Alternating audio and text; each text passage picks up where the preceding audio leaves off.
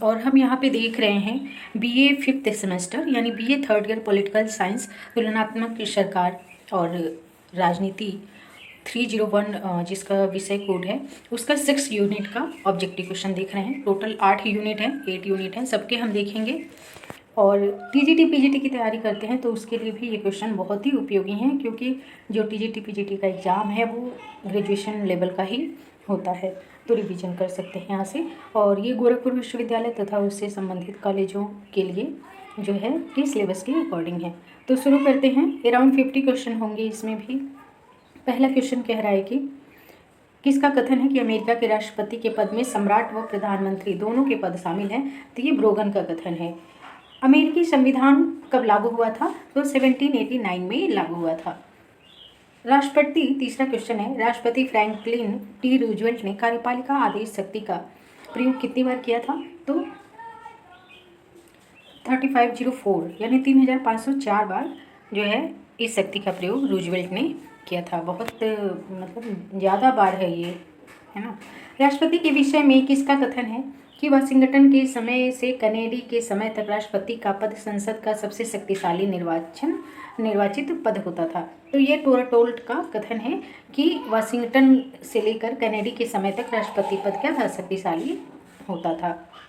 अगला क्वेश्चन है, किसने कहा, पांचवा क्वेश्चन, किसने कहा कि स्विस संघीय न्यायालय की वह स्थिति एवं प्रतिष्ठा नहीं है जो अमेरिका में सर्वोच्च न्यायालय की है? तो रैपर्ड का कथन है, यानी ये मानते हैं कि अमेरिका का न्यायालय अधिक शक्तिशाली है स्विट्जरलैंड के न्यायालय की अपेक्षा। छठा क्वेश्चन है, संविधान की धारा 2 भाग 2 उपभाग 2 के अनुसार न्यायाधीश नियुक्त सीनेट की अनुमति से राष्ट्रपति द्वारा होती है। तो ये सत्य कथन है। सातवां क्वेश्चन है, किसने कहा कि न्यायपालिका की कुशलता को छोड़कर शासन की अच्छी कसौटी और कोई नहीं है? तो ये ब्राइस का कथन है। सीनेट एक सदन है जो कैसा है? तो इम्पोर्टेंट क्वेश्चन है, स्थायी सदन है, क्योंकि ये उच्च सदन है। जैसे भारत में राज्यसभा होती है वैसे ही तो ये स्थायी होती है।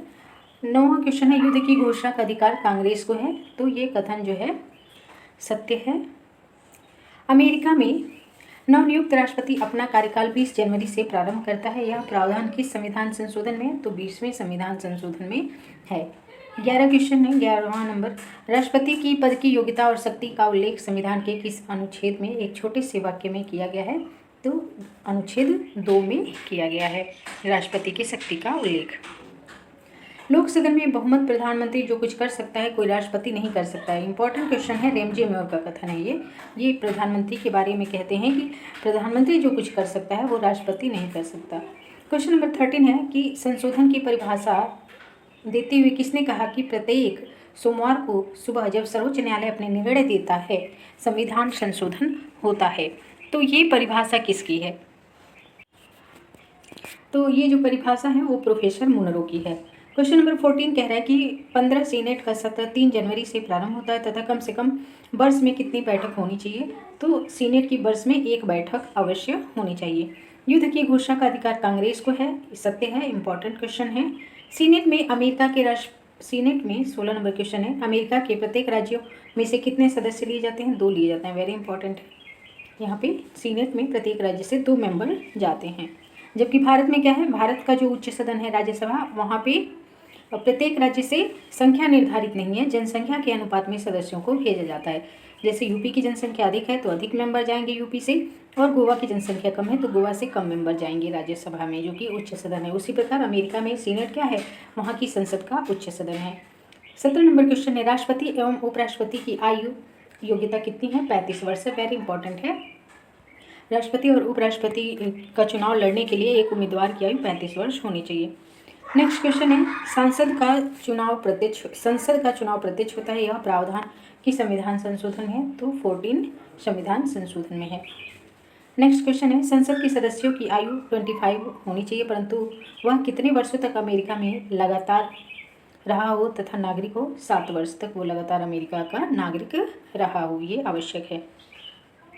किस देश में कार्यपालिका का कार्यकाल जो है निश्चित होता है? तो ये जो है भारत में कार्यपालिका का कार्यकाल निश्चित होता है। निश्चित इन द सेंस कि 5 वर्ष के लिए कार्यपालिका को चुना जाता है।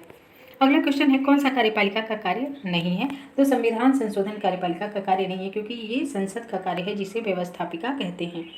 आधुनिक सरकारों में कार्यपालिका अधिक शक्तिशाली हो गई है क्योंकि सरकार के कार्यों में वृद्धि हुई है। आसान क्वेश्चन है लेकिन इंपॉर्टेंट है। 23 नंबर क्वेश्चन कह रहा है किस देश में कार्यपालिका और विधायिका में घनिष्ठ संबंध पाया जाता है? तो भारत में। वेरी इंपॉर्टेंट है और आसान भी है। भारत में कार्यपालिका और विधायिका में घनिष्ठ संबंध पाया जाता है क्योंकि आप देखते हैं जो विधायिका के सदस्य चुन के जाते हैं उन्हीं से क्या होता है, कार्यपालिका का निर्माण किया जाता है। नेक्स्ट क्वेश्चन है, वेरी इंपॉर्टेंट है ये।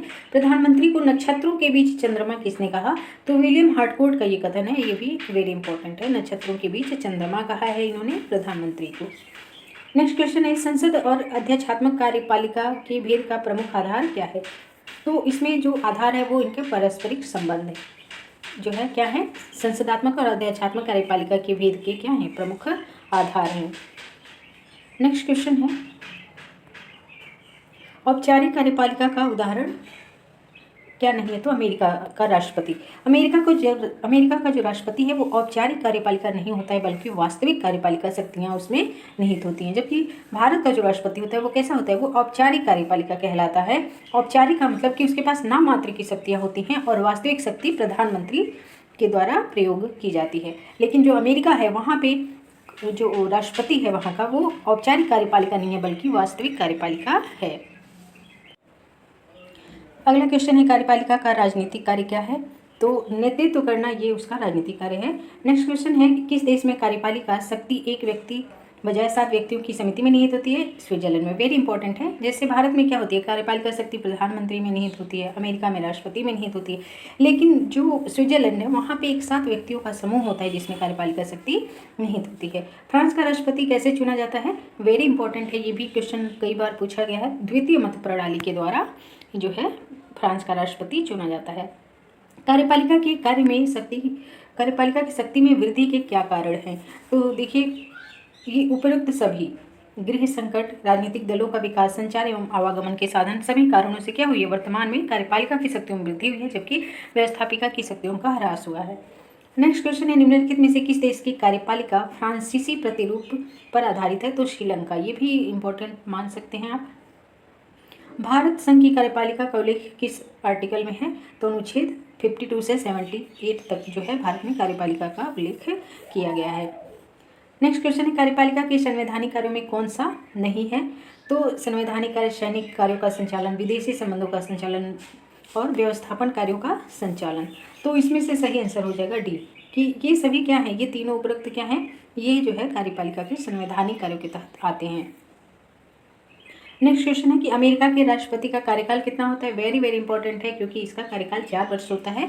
सामान्यतः आप देखते हैं कि 5 वर्ष होता है कार्यकाल। हमारे वहाँ राष्ट्रपति का कार्यकाल कितना है? 5 वर्ष है, जबकि अमेरिका में 4 वर्ष है। संयुक्त राज्य अमेरिका ने किस वर्ष एक लोकतांत्रिक संविधान को अपनाया? तो 1787 में। नेक्स्ट क्वेश्चन है, अमेरिका का जो विधानमंडल है, अमेरिकी विधानमंडल में उच्च और निम्न सदन क्रमशः क्या है? तो उच्च सदन सीनेट है और जो निम्न सदन है वो है प्रतिनिधि सभा। वेरी वेरी इंपॉर्टेंट है, ध्यान में रखेंगे कि इसको उच्च सदन को सीनेट कहते हैं और निम्न सदन को प्रतिनिधि सभा कहते हैं।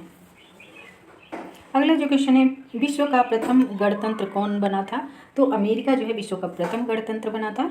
अमेरिका में कुल कितने उपनिवेश अंग्रेजों द्वारा बसाए गए थे? तो 13 उपनिवेश बसाए गए थे अमेरिका में अंग्रेजों के द्वारा। तो यहाँ पे जो है आपका 6ठा यूनिट कंप्लीट हो गया। 2 यूनिट शेष रह गए हैं जिसको हम कल और परसों देखेंगे। अन्य किसी सब्जेक्ट पे अगर आप वीडियो चाहते हैं या कोई आपका सुझाव है तो कमेंट बॉक्स में लिख सकते हैं। चैनल को सब्सक्राइब जरूर कर लें ताकि आपको वीडियो मिलता रहे, और वीडियो अच्छा लगता है तो लाइक और शेयर करें। धन्यवाद।